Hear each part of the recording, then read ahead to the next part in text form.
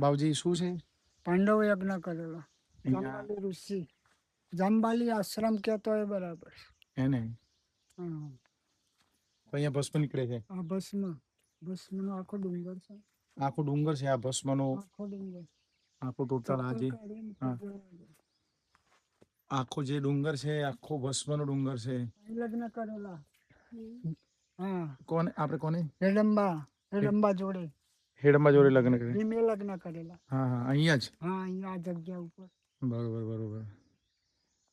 જો આ ભસ્મના દર્શન કરો. આખો ડુંગર અહીંયા આ ભસ્મનો છે, જોઈ લો.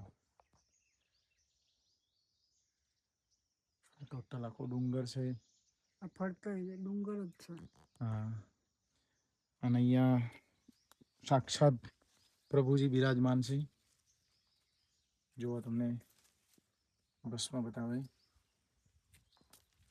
આ બસ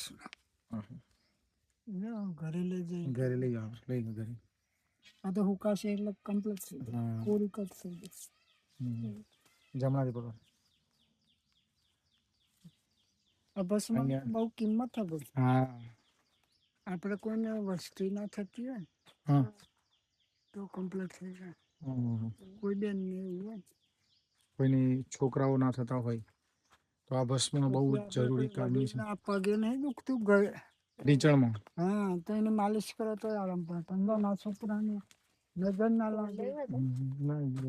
ના છોકરાને નજર ના લાગે. હા,